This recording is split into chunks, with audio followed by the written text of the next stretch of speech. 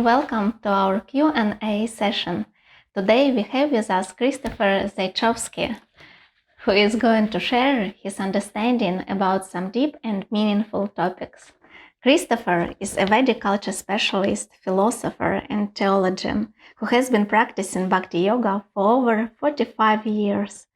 He serves as a council member, director, and coordinator at several spiritual centers across Canada. He currently works as a respiratory therapist and is therefore helping people to become healthier both spiritually and physically. Thank you very much for coming. Thank you. We are excited to hear from you. I'm excited to be here. So, let's begin. We have a question today, and it's, why do bad things happen to good people? It's a very good question. It's a question that's been asked throughout the centuries by many different philosophers and by many different religions also.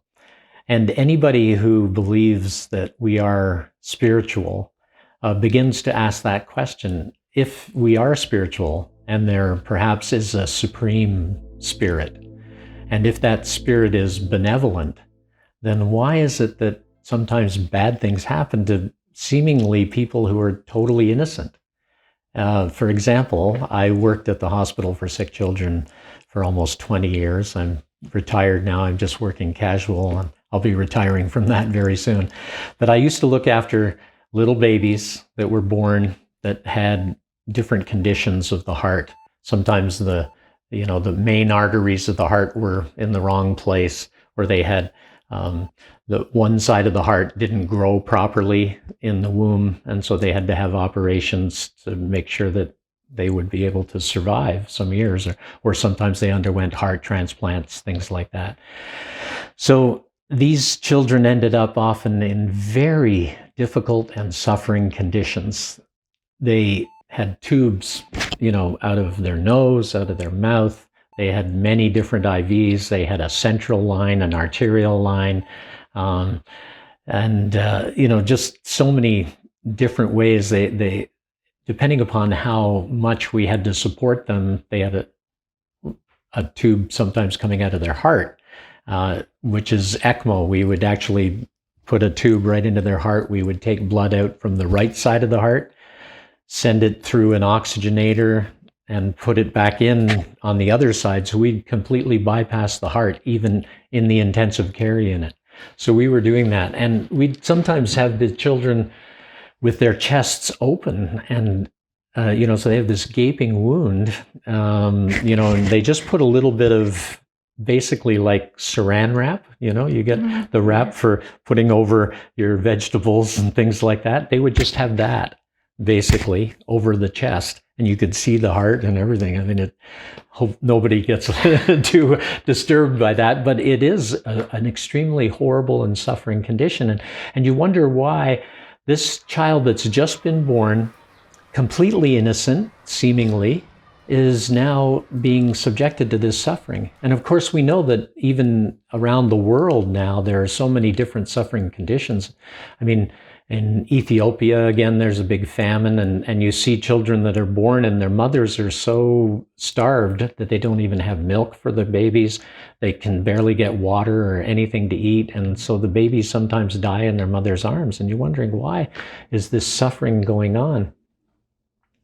But we have to understand that it all ties in with the understanding that this is not our first time in a material body. We haven't just woken up because of a combination of chemicals in our brains and stuff, and we've woken up in a we've been born and we've woken up and we start to learn things, and it's not our first time around. There's actually so much that has carried over from our previous lifetimes, and not just the past, but 100 or 200, but according to the Vedic understanding of the ancient wisdom of India, it's actually children are being born, and they've had millions and millions and millions of lifetimes. previous to this, unlimited lifetimes practically. And in the human form of life, we have the opportunity to make our choices. And our choices can be good ones or bad ones. And we can choose to inflict pain on other people, or we can choose to inflict goodness on other people. And according to how we live that life, then we accrue karma from our activities. So if we go around just killing and maiming and or cheating and lying and just doing things that hurt other people, then we will suffer in the next lifetime for that activity. But if we go around doing good for people and performing nice works and always trying to be mindful and not stepping on the ants and not killing animals to eat and really just trying to live a very good, healthy, proper life and a life of goodness, then that we will experience that goodness in another life, and it will come back in the form of us having fewer bad things happen to us. So even though it seems a little odd that somebody who is born into this suffering condition, we're kind of blaming the victim. They're the victim.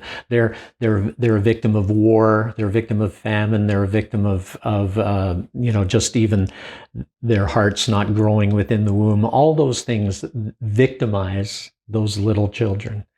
And so we're blaming the victim, which is something that, how can you blame the victim? But the thing is, we are eternal spirit souls.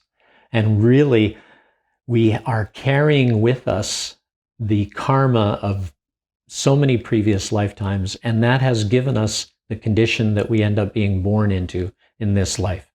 And we can change that karma to a certain extent. Or we can actually perform activities that will get us free from the karma.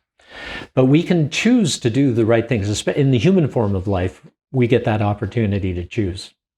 Do I have an acquaintance next door? Do I treat him nicely? Do I help him and do stuff for him? Or do I, try to slap him out of the way and tell him to shut up every time and, put a ding in his car or whatever, just so many, you could be evil in so many different ways. And no, we try to, if we try to do the good things, then good things happen, come back on good people. But there will still be that remnant of the bad things that we've done in previous lifetimes. And so those may come back to haunt us. Now, if we perform good activities, you still have to take another birth in order to realize the result of that good activity. So good and bad in the material world, they still keep you trapped in the material world. So whether you perform really bad activities, you may get a very horrible birth next time, or you perform really good activities, you're still going to get another birth, but it's still going to be in the material world. You're still going to have a material body to get the results of those good works, to have those good things come back on you. So how do we get out of that cycle of birth and death? And many of the viewers might have heard of the word samsara. Samsara means the cycle of birth and death in Sanskrit, the ancient Sanskrit language from India. And so if we are always, for one who is born, death is certain, and for one who has died, birth is certain. That's according to the Vedic literatures from ancient India also. So if one is born and they're eventually going to die, in the human form of life, we should be figuring out, how do I stop the process of death? If I am actually spiritual and deathless, how do I stop death altogether? I mean, if I just perform good works, I'm still going to have to get the results of those good works in the next life. And so I've got to figure out, but if I perform bad works, I'm even going to get worse. But how do I stop that karma altogether? And so the way to stop that karma altogether is by offering the fruit of that karma to the Supreme Spirit. And so if we offer up and give all the results of our work to the Supreme Spirit, then we actually are working in what's called an akarmic state. It's actually akarma in Sanskrit. The word is akarma, or without karma. You can actually work in this and live in this material world without accumulating karma, good or bad. And that is the key to getting out of the cycle of birth and death. And it's also going to make sure that you end up minimizing the amount of bad things that may happen to you. So even though you may be working in that akarmic state, you're not accumulating any new karma, but you may still have some old karma that will come back to haunt you. So it's described that, you may get a cut on the finger or something, but normally you should have actually been killed. The karmic reaction that you're getting just by cutting your finger is actually getting rid of the karma that, you should have been killed. So if you're acting in an akarmic way, or no karma, then everything becomes reduced. Your reactions. It may still be a very severe reaction. You may still get heart attacks. You may still get attacked by somebody next door, or, you may have a car accident. So many things. The material world is just danger at every step. And you may feel those things still coming at you, but they've been very much reduced. Could have been much worse. There's one of the things in the material world is people get happiness because they think, well, there's always somebody worse off than me. And so they think that's happiness. And but that's not happiness. Real happiness is getting free from all karma, living on the spiritual platform, and actually getting out of the material world forever. That's the real key. How we can understand this is bad, this is good? Like which activities are good and which activities are bad? I can steal, but for example, this is help for my family. I need money for my family. For me, it's good.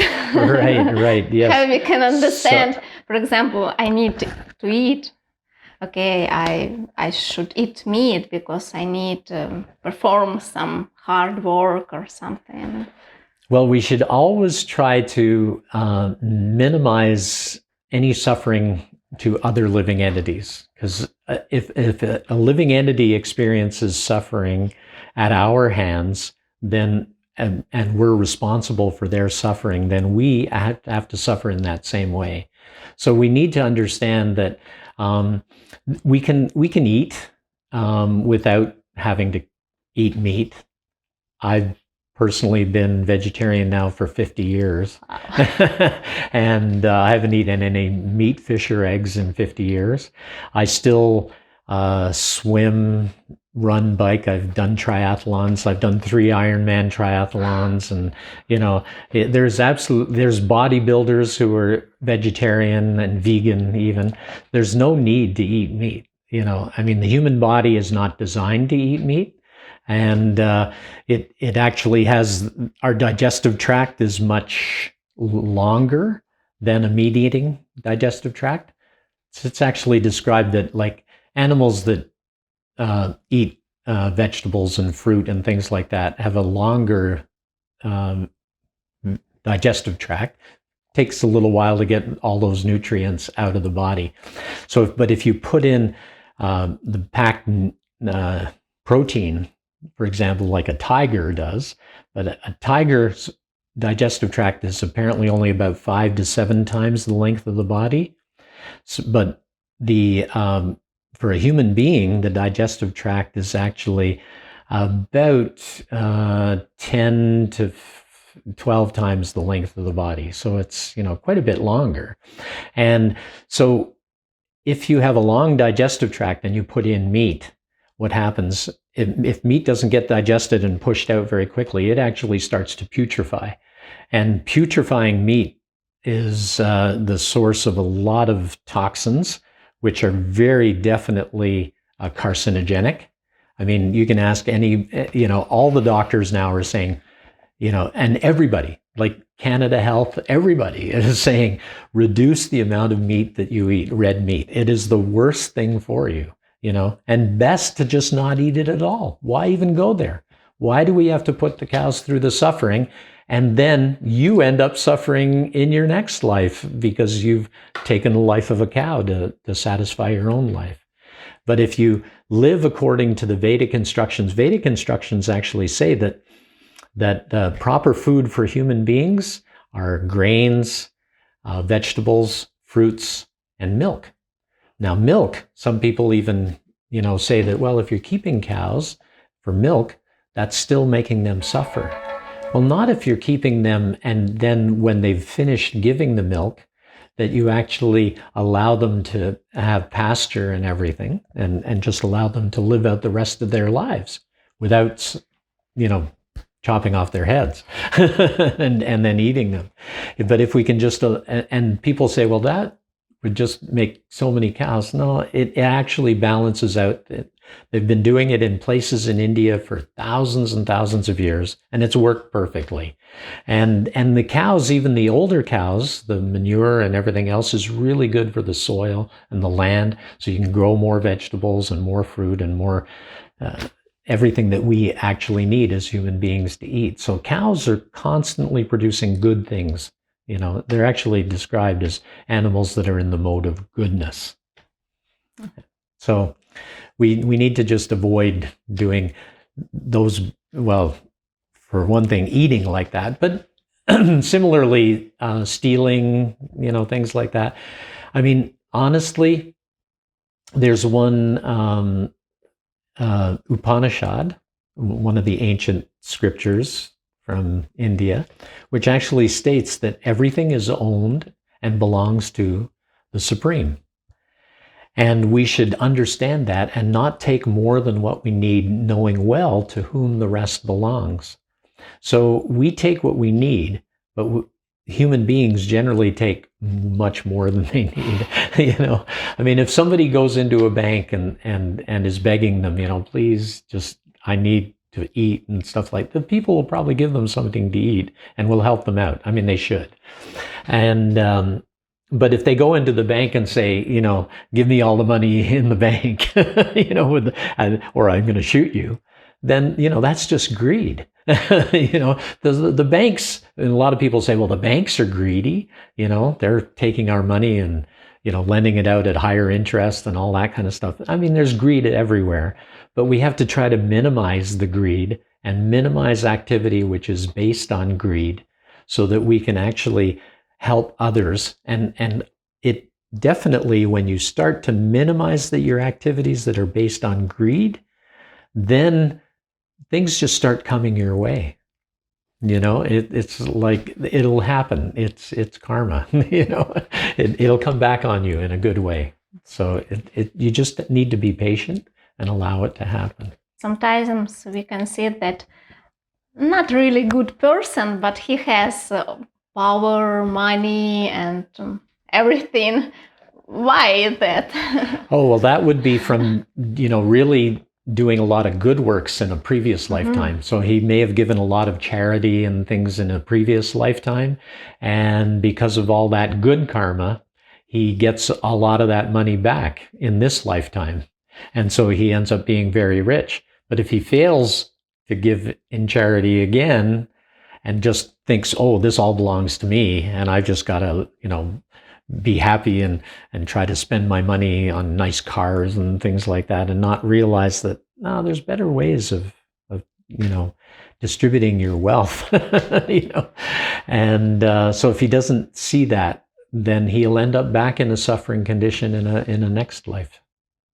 So I can do a little bit like bad things, but I should just give some charity and everything will be okay? Well, charity will be okay in the sense that it will prepare you well for a next life, but you're still going to end up, what happens because you have another life that you have to come back on, and performing charitable works does not actually get you That's not akarmic work. So you still end up being born in the material world. So birth, death, old age, and disease. Whenever somebody's born, they have to go through those processes. And it happens to every living entity. So we have to realize not just charity will get us out of those things. You won't get free from birth. You won't get free from old age. You won't get free from disease. And you definitely won't get free from death. All those things will still, as sure as death and taxes. And so it's going to, all those things will still come back to haunt you. And in the material world, why is it that we end up making these situations for us, which appear very nice and everything? And I mean, it's okay to take care of your family and to live according to the means that is sort of around you. So you live in this suburb in Ottawa, and it's good to live in that way if you can. That's fine. But then try to utilize your life in such a way that you live akarmically. And I think that's the real key: is how do I live my life akarmically? That's one of the real questions. And how? Okay. Well, everybody is actually a servant, right? I mean, we all hear the expression at Christmas time, it's better to give than to receive, and people feel like that, when they're asked to help. Most people go, oh, sure, I'll help you, But if you order somebody around, it's like if you have a flat tire on the road and you pull out a gun and you get somebody to stop and fix my tire, it's like they're going to be like really freaked out, right?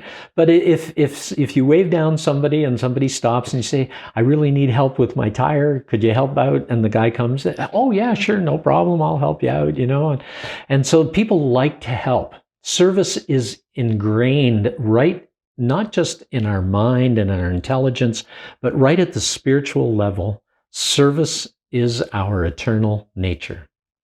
So if we actually perform service, then to the Supreme, like if we perform service in the material world, we're still going to get back that karma.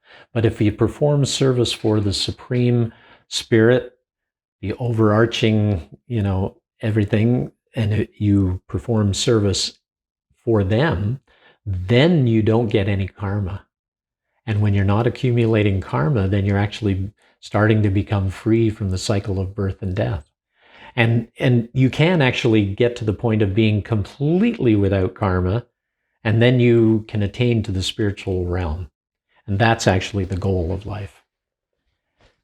And how can I do this? Because, for example, I have usually a job and I have family and right. I not really understand how exactly I can do this. Yeah. For example, I don't know, maybe so. Yeah. Well, I think that everybody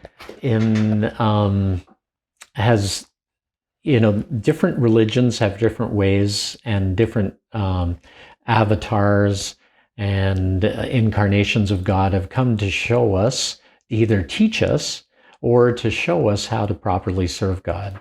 And, I think the example that so many people are familiar with is the example of Jesus.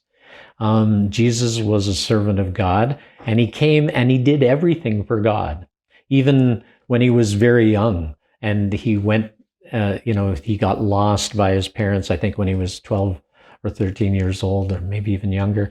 And they found, and the parents, Mary and Joseph, eventually found him in the temple. And he was talking to all these philosophers, but he was talking about God. And he was talking about service to God and everything. And they were all completely enthralled in what he was saying, because he was talking about service to God. So service to God is really the way. Now, you say, how do you put that into your practical life? Well, even Jesus said, Our Father who art in heaven, hallowed be thy name. So the name of God and God are non-different, so And God has many names according to different cultures and different religions. Jehovah, Allah, Krishna. There's many different names for God, for the Supreme. Or even if somebody just thinks God is the Supreme and I just want to serve Him. So if you, when you wake up in the morning, if you're preparing your breakfast and you think, okay, it's my breakfast, but really, where did all the ingredients come from? The ingredients came from God, right? I mean, I may have bought them at the store, but where did they grow and how did they get to the store? And, how's all this? It's all put together by God. And so if we understand that, okay, if I now am cooking my breakfast with these ingredients and I offer it back to God, then God will be happy. And with my sacrifice, basically. And really, you just have to say a little prayer to offer it to God. God, thank you very much for, giving me what you've given, and I'm now offering it back to you. And when we do that, then you can begin to live in that state of being free from karma, because all that, getting of all those ingredients, like even here in Canada, most of our food comes from California and it comes in trucks and everything, which are destroying the environment with their fumes. And we drive in cars and so many things. But if we utilize the fruits of those things to make an offering to God, then it wipes out a lot of that karma. So it's definitely what's called an auspicious activity. Auspicious means it's good for everybody. It's not just good for one person here or one person there. It's good for everybody. And the whole universe is actually uplifted by somebody making an offering to God, and it relieves a lot of the karma from a lot of different things. So it becomes a very good way to live, very simple and easy way to live, but just by making that conscious effort to serve, to serve God. And to serve your neighbors, also. I mean, that's part of service to God. It's all encompassed. But making a conscious effort to serve God. Jesus said, know, love, and serve God with your whole heart, mind, and soul, and love your neighbor as yourself. Now, in a lot of Christian understanding, they've kind of taken up the love your neighbor as yourself part, which is good. But they've kind of forgotten about how to love God, and how do you get to know God? It says know, love, and serve God. So how do you get to know God? You've got to search. People have to look. Am I satisfied with I was brought up Roman Catholic. I was never completely satisfied with the understanding of God that was given to me in the Bible. And even if it was Jesus, he's still sort of a personality where they only really had about 3.5 years of his life that was really highlighted. And I mean, he was a wonderful person and he served and everything, but he said, I am the Son of God. But the Father and I are one, not in the sense that I am God, but that because I'm serving God and I'm performing his mission here, so I am a representative of God, and so you can look upon us as one and the same, even though we are different personalities. And I think that's the understanding of the Trinity in in the name of the Father, the Son, and the Holy Ghost, like that. And there's a similar Trinity in the Vedic writings of ancient India. It's really not different. There's a supreme God. There's all the living entities who are sons and daughters of God. Jesus was a realized Son of God, and so he fully engaged in God's service. And the Holy Ghost is an expansion of God who is there with us, with each and every one of the living entities that are going through this material world, whether it's a blade of grass, a germ, or a president of the United States or whatever. The Holy Ghost is there helping us basically as our conscience and trying to get us to turn to him and say, he's basically trying to nudge us in the right direction.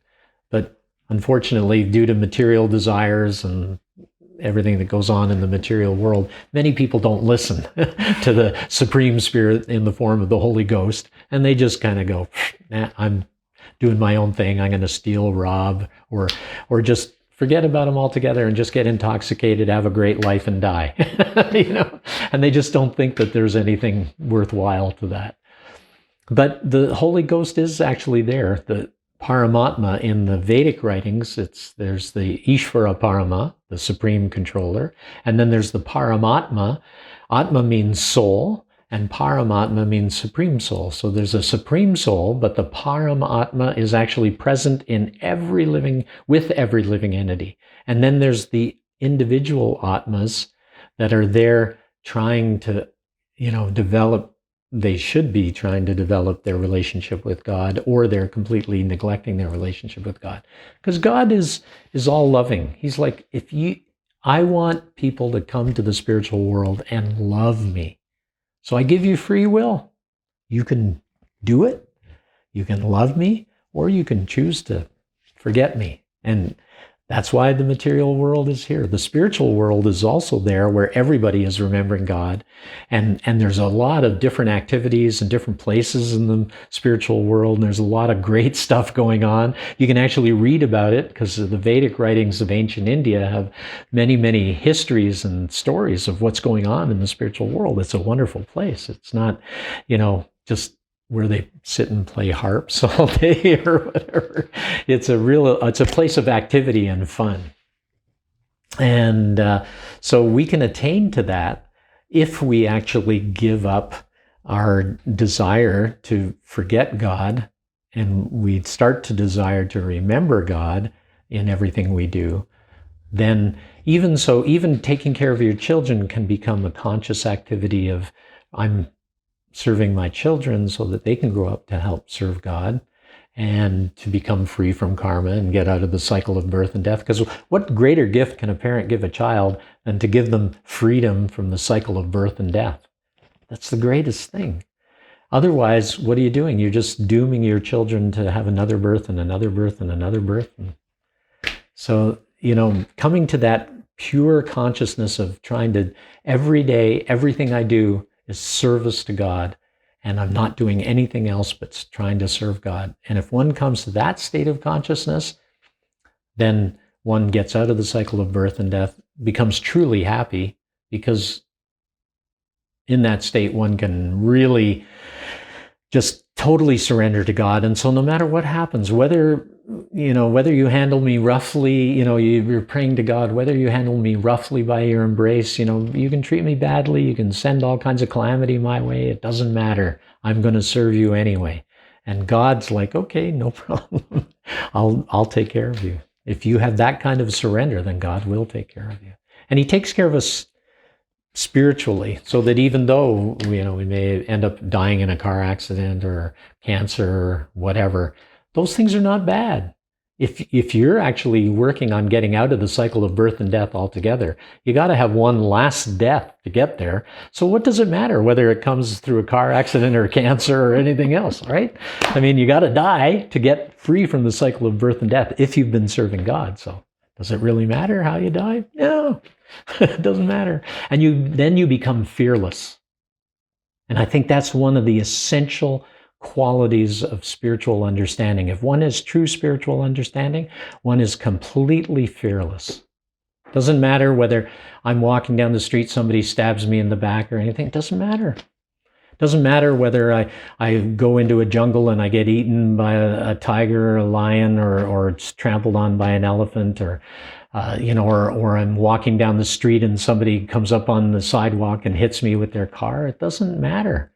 All those things, you become fearless. It's just like, I might try to get out of the way if somebody's coming, but, it really doesn't matter anymore how you're going to die. And you become truly fearless. And I think that is such an important thing, because fear is everywhere in the material world. That's why everybody does what they do. They go to work every day because they fear they're going to be hungry if they don't, or they won't have a roof over their head, or they won't be able to care for their children. There's all these fears that are in the background. And the more that we can push back those fears by, our financial development, then we become somewhat happy, but it's all temporary. Whereas when one has that complete faith and trust and understanding in the Supreme Spirit Soul and offers one's life as service, one becomes absolutely fearless. One never again has to worry about anything. It's okay if God exists, but what if God does not exist? Because many people doesn't believe in God, and many scientists say that there is no God, and I waste my time in church and be kind to everyone, but I have only one life. What if? Well, I mean, it's interesting. Science cannot prove or disprove the existence of God, at least yet. And I mean, just even practically, we can see that there's just so much order in this material world. And where does order come from? You know, how do you get order from disorder? And I mean, you know, they talk about how if you have, you know, a bunch of Scrabble, you know, the game Scrabble, and you take all the letters and you just throw them up, and they're going to come down in a perfect line across the double word score in the middle of the Scrabble board with a perfect word, you know, any word. It's just not going to happen. You can throw up all the letters as many times as you want. It's never going to happen that they're going to come down in it. So, and yet there's so much order in this material world, and there are physical laws, you know, and there are theorems that we understand from, you know, geometry and trigonometry and everything. There's so many theorems that we understand that these things are like, and, you know, even the sort of most simple one, 1 + 1 = 2. You have an object, another object, and you have a thing that we call two objects, you know. So all these things are laws, and there could be a completely, you know, one has to start beginning to think completely outside of your mind. There could be universes where it's completely different. You know, that there's not even any of these laws, and the laws are completely different. I mean, I can remember there was one in the International Society for Krishna Consciousness actually hosted a forum on consciousness in India. This was probably now about 20 years ago, but I remember reading one of the very first scientists there to present a paper. And he actually talked about how the law of, what happens with water when it freezes. You know, as water approaches 0 degrees Celsius, so from the time it goes from, I think it's 4 degrees Celsius to 0 degrees Celsius, instead of continually contracting, it goes contrary to the rules of physics in that it starts to expand. You know, and we know that, I mean, they say that it's because, you know, there's the oxygen and the 2 hydrogens. And so as water gets colder and colder, it does actually sort of contract a very small bit. But as it gets below 4 degrees Celsius, then the 2 hydrogens actually start to repel each other. And so therefore they start pushing apart. So he said, this is the only thing that, if that was not there physically, if that physical phenomenon was not sort of prescribed into this universe, there would never be life as we know it. So who put that there? You know, who made it happen like that? You know, it's just, and there's so many other, I mean, philosophers have been debating the existence of God or not God for so many for years, eons and eons. And you know, it really is just the nature of the individual. It's like, do we want to live in harmony with everything that's going on, or do we want to try to live in disharmony? And if you actually understand that everything is related, then we can live in harmony. And if we are all related, then who is the original relation that we come from? Is God. And if you don't understand that, then there will just be disharmony. And we've seen, actually, practically speaking, for all the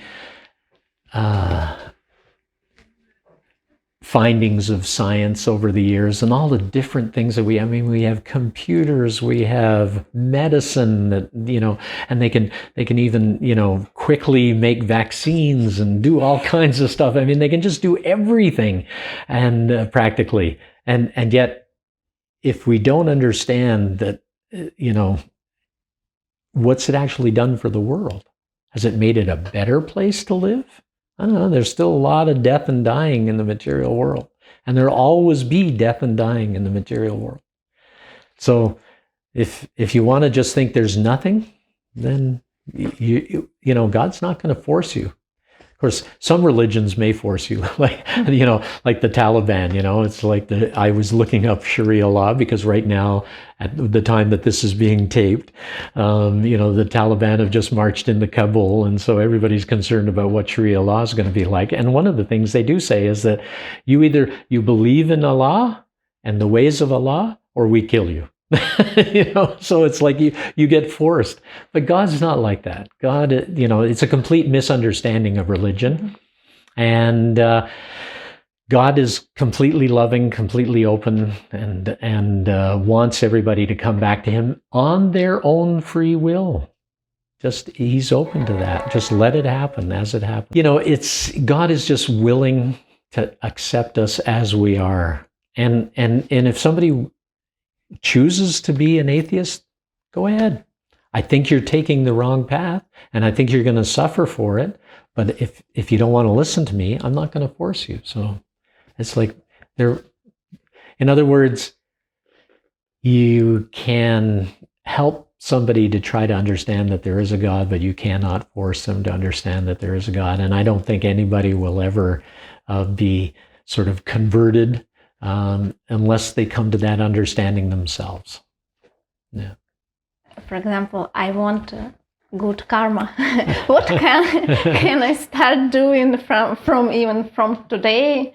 Just practical ways to be a good person, to gain good karma. Yeah, I mean, all those things will help, give you good karma, definitely. Yeah.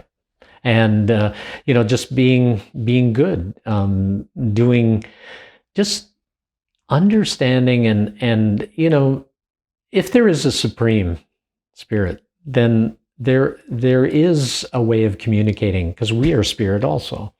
So there must be a way of communicating between our spirit and that spirit. And what is that communication? That's prayer. And prayer doesn't mean necessarily saying 10 Hail Marys and 4 Our Fathers or something like that. That's not necessarily prayer. But prayer can just be as simple as just talking to God and saying, God, how can I help you this day to make this world, a good place for everybody, and to help bring everybody back to you? How can I do that today? And if you start your day like that, that's more or less offering your whole day to the Supreme. And that is a wonderful beginning of spiritual life, because that will eventually send you in ways that you will eventually come to understand and meet people who are like-minded.